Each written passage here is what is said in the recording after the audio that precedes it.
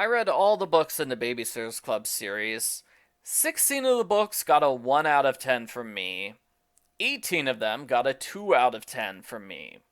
That was my starting point for making this list of the 10 worst Babysitters Club books. I purposely included at least one book from every single narrator, because otherwise this list might be me hating on Dawn and Abby's books nonstop. Number 10, Claudia and the Great Search. Claudia sees baby photos of herself with her family. She decides she's secretly adopted, which is dumb.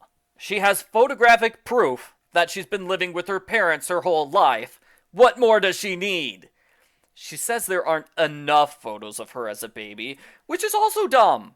What, if there are 9 baby photos, you're adopted, but if there are 10 baby photos, you're not? Where do you draw the line, Claudia? There's also the fact that Claudia is Japanese American. Her parents are the only Japanese Americans in town. She has to be their child. It's genetically impossible for anyone else in town to be her biological parent. I thought the premise of the book was really dumb. It's obvious Claudia is worrying over nothing. She spends the entire book getting upset and trying to find her fictional birth parents. The book ends with her talking to her parents, which she should have done at the very start. That would have spared us all from having to read this book. Number 9, Christie's worst idea. The premise of this book is that all the babysitters hate each other, and they especially hate the Babysitters Club. They are happy when the club is disbanded, because now they don't have to deal with each other or any of those stupid kids they dislike. Isn't that a mean-spirited premise for a book? It's like it was written by someone who hates the Babysitters Club series. Yes, the club gets back together in the end, but that is a rushed resolution in the final chapter. The majority of the book hates the Babysitters Club. Since this is book number 100, it gets more attention than the average book in the series. That makes its flaws worse. Book 100 should have been a fun celebration book, not a book which tries to invalidate everything that came before it. Number 8, Dawn and the School Spirit War. The school is having a spirit month. Dawn accidentally sleeps in on Wear Yellow Day. She's in such a rush to get to school, the only yellow in her outfit is a pair of socks. As a result, Dawn is humiliated on TV, her locker is vandalized multiple times, she gets threatening messages, people throw food and other things at her, and she's even attacked right in front of the principal. When the parents get involved, a riot breaks out, and they start punching each other. This is all because Dawn wore yellow socks to school. Yellow socks cause a riot. This book stands out in my mind because it's so incredibly weird and stupid. I can't believe people would get that worked up over socks in real life. I can't believe the teachers would let the rampant bullying get so bad. And the resolution's kind of dumb. It's officially decided participation in School Spirit Month is optional. Why did it take the school so long to realize the obvious solution to their problem? I just realized something. The first vandalism against Dawn's locker is done by the Pep Squad, and according to book 111, Stacey is on the Pep Squad, which means Stacey could be to blame for everything that happens. Number 7, Get Well Soon, Mallory, is a boring book. Mallory gets sick and spends the entire book in bed. That's about it. She's sick in bed, so she can't leave her room or do anything. All she can do is lie down and be bored. She complains about how bored she is over and over because there's nothing else for her to do. It makes for a terrible, boring story. Mallory doesn't want to be a burden on her friends, so she starts acting like a jerk to them. That way they'll be mad and kick her out of the Babysitters Club so they can be friends with her again. This plan makes no sense. The girls would not be friends with Mallory after kicking her out of the club. You could argue it's dramatic that Mallory's forced to leave the Babysitters Club, but this comes right after 2 books about Dawn leaving the club to go to California. It's bad timing, and Mallory's 3-month sickness never gets a full resolution. Her next book is 11 months later, when her sickness has long been forgotten. Why did they even bother to kick Mallory out of the club for 3 months? This book is not good enough to justify any of that drama. Number 6, Maid Marianne. One of Marianne's most common storylines is that she gets pushed around by other people and she feels really bad about it for 100 pages until she learns to stick up for herself. In her next book, she goes back to being a pushover so she can learn the exact same lesson again. This is one of those books. Marianne decides she's too mean, which is a weird premise. She's not a mean person. She tries to be nicer by helping an old lady. Mrs. Town takes advantage of Marianne's generosity. She forces Marianne to do her chores at all hours of the day. It ruins Marianne's life, and Marianne decides it's wrong to help other people. Helping other people is selfish and rude.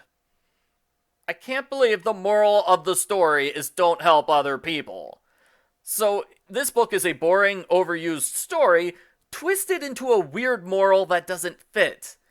The book also has a lot of talk about sewing.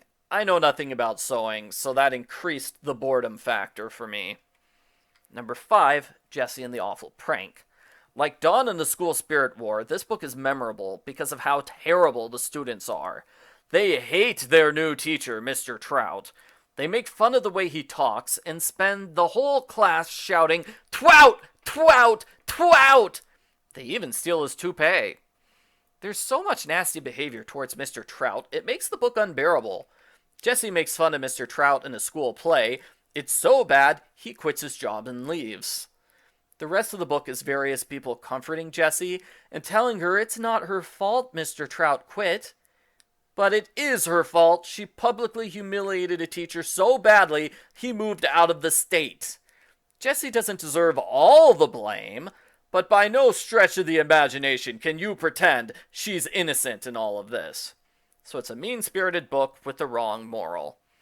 Number 4, Abby the Bad Sport. On paper, this sounds like it would be a good book. Abby gets overly competitive when she joins a soccer team.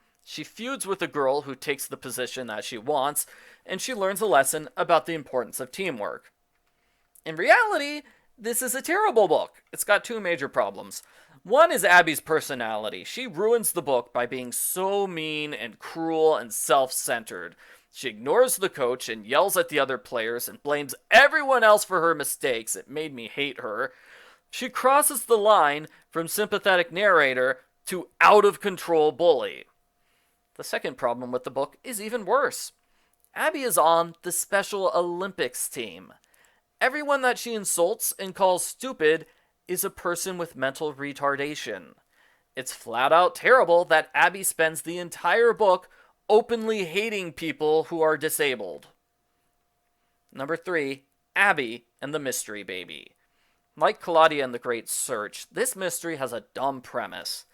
Abby finds the baby on her doorstep. The mystery is figuring out who the baby's parents are.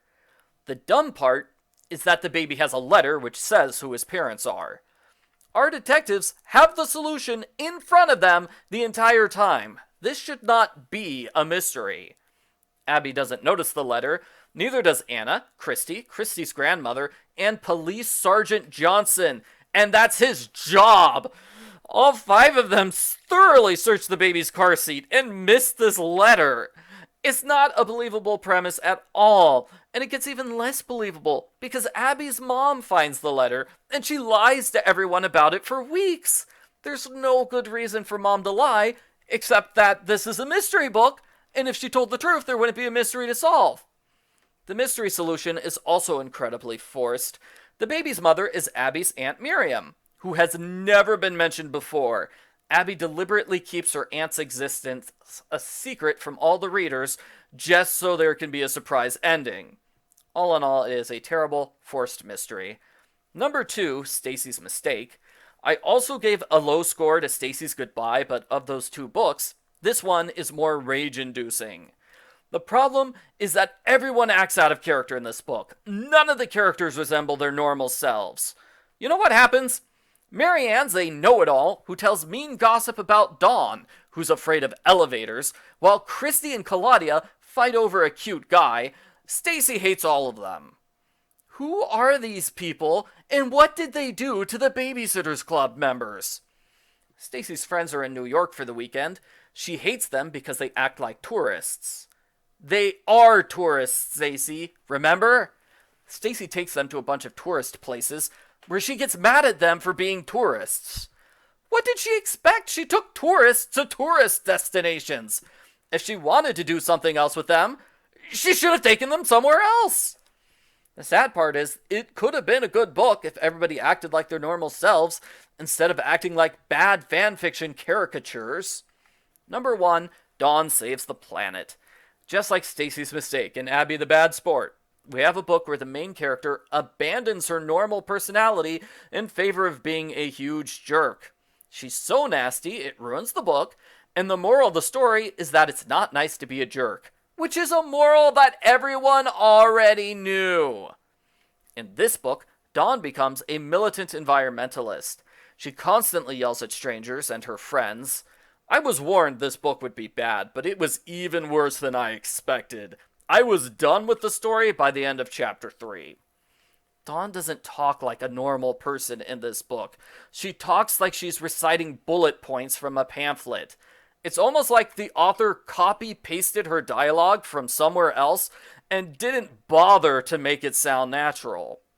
Dawn gives angry lectures for the entire book until her friends convince her to be slightly nicer. That's the story. To make things worse, Dawn gets mad about the environment, becomes her default storyline for the rest of the series. It appears in at least 5 different books.